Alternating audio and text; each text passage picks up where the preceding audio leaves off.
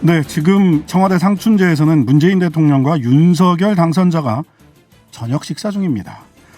딱히 정해지는 의제는 없다고 합니다만 대선 19일 만에 어렵게 만난 만큼 만찬 테이블에 현안이 올라갈지 아니면 국민들의 불안감 해소를 위한 만남 자체에 의미를 두게 되는 그런 만남이 될지 이런저런 예상이 많습니다. 회동 결과 같이 전망해 보겠습니다. 차기 정부 국무총리 후보로도 거론되는 분입니다. 박주선 대통령 취임준비위원장님 전화로 만나보겠습니다. 안녕하세요. 네, 안녕하십니까. 네. 자, 먼저 취임식 준비 상황부터 여쭤보겠습니다. 어떻게 5월 10일 취임식 준비는 잘 돼 가고 있습니까? 네, 오늘 기획사 선정을 위한 프리젠테이션을 마쳤고 곧 이제 선정 발표를 할 겁니다. 하고 또 우리 취임사 준비에는 각 분야에 전문성이 있는 분들 16분을 지금 준비위원으로 모시고 취임사 작성에 지금 들어가 있습니다. 그 좀 많이 무겁고 또 책임이 큰 역할이기 때문에 좀 긴장도 되고 그럽니다만 최선을 다하고 성실하니 준비를 해서 성공한 문석열 정부 출범을 알리는 그런 취임식과 취임사가 되도록 하도록 하겠습니다. 네. 아무래도 최대 관심사는 새 정부 국정 철학이 담기는 취임사일 것 같습니다. 네. 이 취임사에 우리도 박주선 위원장님이 또 호남 출신이시기도 하니까 5.18 정신 또 윤석열 당선자도 전에 헌법 전문에 5.18 정신을 넣겠다 이런 말씀도 하셨으니까요. 5.18 정신이 포함될 것이다 이런 예상도 나오고 있는데 취임사의 핵심 메시지가 좀 나온 게 있나요? 제가 취임 준비위원장을 맡고 있기 때문에 5.18 정신이 취임사에 언급이 될 것이다 하는 것은 좀 빠른 추측이고요. 네네. 지금 각계 전문가들이 지금 취임사를 초고를 작성하고 있습니다. 토론을 해가면서요. 네. 우리 윤석열 당선인은 후보 시절부터 국민의 뜻을 겸손히 받드는 정부가 되겠다. 솔직하고 정직한 정부가 되겠다. 공정과 상식과 또 정의와 법치, 통합과 화해를 이루는 대한민국을 만들겠다. 튼튼한 안보, 또 성장하는 경제, 국민 생활의 행복, 미래에 대한 꿈과 희망 등등 여러 가지 말씀을 많이 하셨기 때문에 네. 이걸 좀 잘 조화롭게 다듬어서 5년의 윤석열 정부의 국정 철학과 비전을 담아내도록 그렇게 하겠습니다. 네. 아무래도 대통령 취임식에서 우리 국민들이 제일 많이 기억하는 깜짝 초청 손님 DJ 취임식 때 있었던 마이클 잭슨이 아니었을까 싶거든요. 이번에도 혹시 깜짝 초청 인사 있습니까? 깜짝 놀라게 해드릴 것이 목적은 아닌데요. 네네.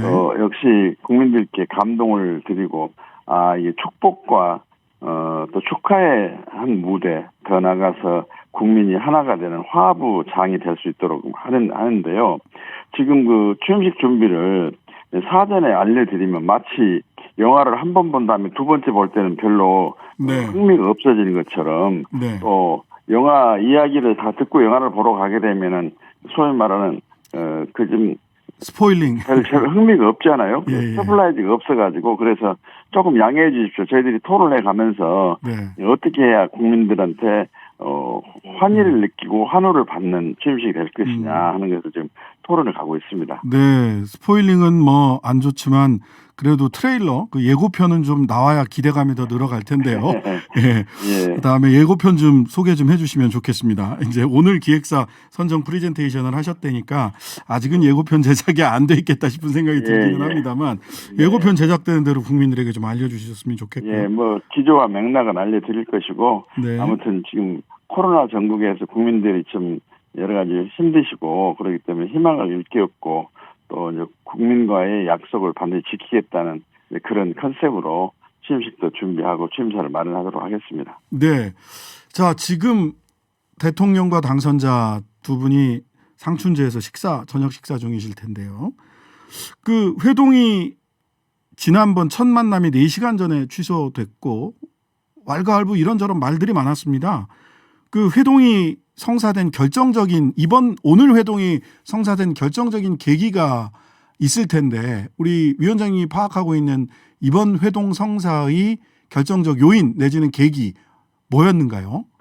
아니 국민들은 현임 대통령과 차기 대통령이 한 번 만나서 국정 운영 철학이라든지 미래의 꿈과 희망에 대해서 서로 의견을 교환하고 국정 전반에 걸친 협조와 협력을 다짐하면서 국민에게 화합과 화해 메시지도 보내고 이래야 나라가 안정이 되고 국민들이 안심을 하고 할 텐데 네. 현임 대통령과 전 차기 대통령이 만남 자체를 안 하니까 굉장히 아쉽고 안타까워 국민은 불안하고 그랬단 말이에요. 근데 네. 결국 국민의 뜻을 받들어서 두 분들이 조건 없이 흔쾌히 만나자 그래가지고 오늘 만남이 이루어진 것으로 저는 그렇게 평가를 합니다. 뭐 김부겸 총리의 역할이 있었다 이런 얘기도 있던데 혹시 들으신 글쎄 저 그 부분은 제가 잘 모르겠습니다. 아, 그러시군요. 예, 언론에서 또 김부겸 총리가 역할을 했다 또 이런 얘기도 나오고 해서 예, 어떤 건가 싶었습니다. 예.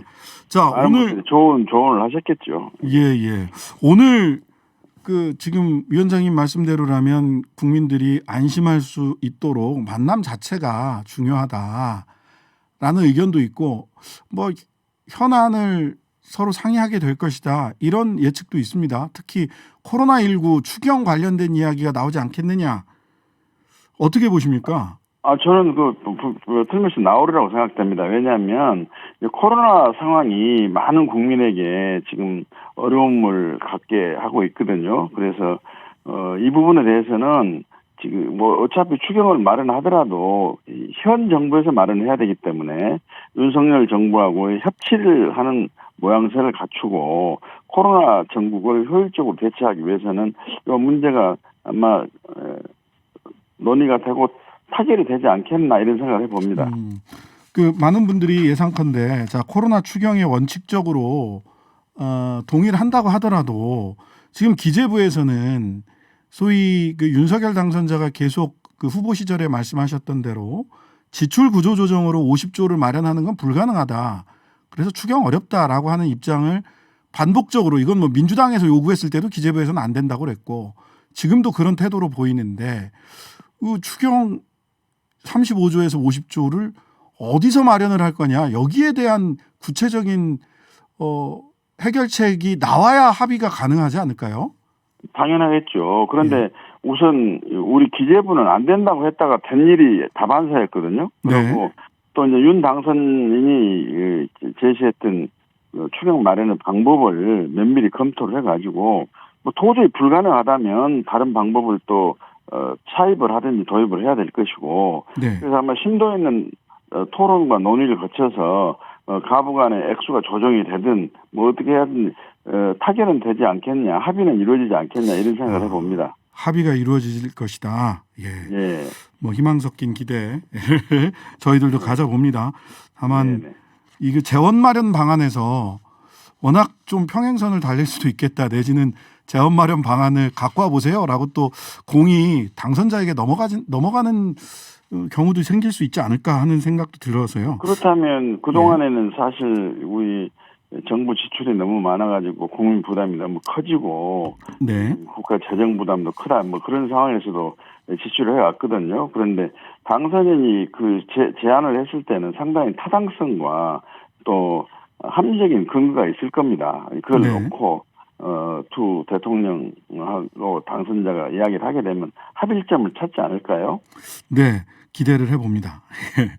자, 이게 이렇게 뜨거워지는 게 맞냐라는 질문도 있습니다. 대통령 집무실 이전 문제인데요. 용산 이전 이거 어떻게 결과적으로는 속도 조절이 원튼 원치 않든 될 수밖에 없는 상황이 됐는데 이거 어떻게 풀어나가야 됩니까? 사실 문재인 대통령께서도 후보자 시절에 청와대의 재앙적 대통령제 폐를 치유를 하고 국정 운영의 권위주의적인 자세를 모습을 바꿔야 된다는 의미에서 광화문 청사 이전을 약속하셨거든요. 근데 여기는 광화문하고 용산을 같이 놓고 검토를 해보니까 용산이 더 합리적이고 뭐 효율성이 있다 해가지고 윤석열 당선인은 용산 집무실 이전을 결정했는데 이전하는 과정에서 발생이 될 수 있는 안보 틈새 또 국민들이 이전함으로 인해서 혹시라도 우려하는 여러 가지 문제, 부작용 이런 것은 다 똑같이 검토를 해가지고 완벽한 이 국민들께 알리고 안보 태세 문제도 점검을 해서 윤석열 후보가 입장을 국민에게 천명했으니까 이 정부는 그 입장에 대해서 사실상 지원하고 추진하는데 동력을 부여를 해야 한다고 저는 생각합니다. 근데 국민들이 걱정하는 것은 뭐 이전을 원론적으로 반대하는 분들도 뭐 분명 계시긴 하는 것 같은데 청와대에 단 하루도 들어가지 않겠다라고 하는 이유가 뭐냐. 그다음에 실제 비용이 얼마가 들어갈 거냐. 이게 이제 비용이 약간 주장하는 사람들마다 조금씩 다르고 또 추가로 합참 이전 비용 나왔고 뭐 관저도 새로 짓겠다. 이제 이런 게 이제 인수위에서 나오니까 총 비용이 얼마가 되는 거냐. 이런 걸 좀 궁금해 하시는 것 같아요. 그런 추산은 조금 인수위 안에서 다 됐을까요? 저는 그 분야와는 직접적으로 관련된 업무를 하고 있는 사람은 아닌데 네네. 그때 발표한 내용을 보게 되면은 기재부에서 예산을 496억인가 뭐 소요가 된다고 했다는 거 아닙니까? 물론 예산이라는 게 집행하다 보면은 좀 증액이 될 수도 있고 감액이 될 수도 있고 하는데 네. 이게 대통령제의 모순, 국정 운영 스타일의 개선 뭐 이런 것을 동시에 해결할 수 있다는 측면에서 국민들이 조금 양해를 해 주셔도 되지 않나 이런 저는 그런 생각을 합니다. 네. 자, 다음 국방 문제 말씀을 하셨는데요. 안보. 최초에 청와대 벙커는 사용하겠다라고 얘기했다가 하루 정도 지난 다음에 이동식 주의 차량을 활용하겠다. 언제 어디서든 발빠르게 NSC 회의 열겠다는 입장인데 이게 또 언론에서 보니까 군 상황을 실시간 모니터링이 불가능하다. 지금 이동식 지휘 차량에서는. 이래서 청와대 벙커와는 뭐 아무래도 이동식이니까 뭐 실질적으로 NSC를 실질적으로 운영하기에는 조금 기술적 한계가 있는 것으로 보인다는 언론 기사도 있습니다. 이거는 대안으로서 적당한지 그런 판단을 인수위에서 하셨는지. 이동식 주의 차량의 기능과 네. 그다음에 성능 뭐 등등 안보에 있어서 효율성 이런 걸 좀 잘 모릅니다 저는. 네네. 국가 원수가 국군 통수권자인데 차기 국군 통수권자가 될 분이 국가 안보에 조금이라도 빈틈이 또는 틈새가 생긴다 한다면 뭐 하겠습니까? 네.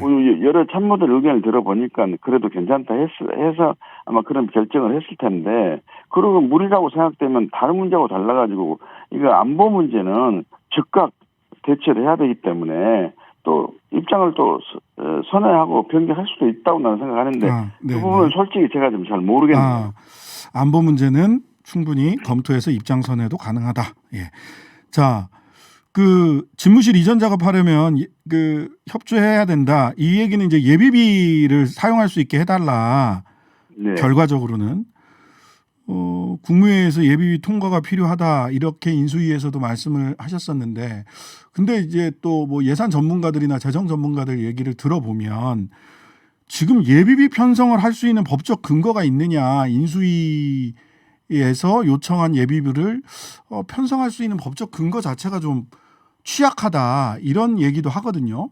예비비 편성 이거 어떻게 할 수 있을까요? 예비비 편성을 항상 하는 거 아닙니까? 그런데 꼭 뭐 재정 감당이 안 될 정도 예비비라면 모르겠지만 기재부에서도 판단했으라고 생각이 되는데 또 그리고 청와대 집무실 이전은 윤 대통령 당선인만 한 게 아니고 문재인 대통령께서도 그 전 대통령께서도 청와대 집무실을 광화문이나 또는 기타 적정한 장소로 옮기겠다고 약속들을 많이 하셨거든요. 네네. 그런 역사성과 대통령들의 견해를 전제로 하면은 협조가 절대로 이루어져야 된다 이렇게 생각합니다. 물론 협조를 하는데 아까 국가안보 공백이 발생한다든지 도저히 예산 편성이 불가능하다든지 했을 때는 사정 변경을 이유로 계획을 바꿀 수는 있지만 지금 후임 대통령이 결정한 문제이기 때문에 현재 대통령이 협조를 좀 안 하겠다. 뭐 브레이크를 걸겠다. 무슨 곧 있을 지방선거 전략으로 민주당 정권에서 그런 거 아니냐. 이런 여러 가지 추측이 나오는데 네네. 그런 것은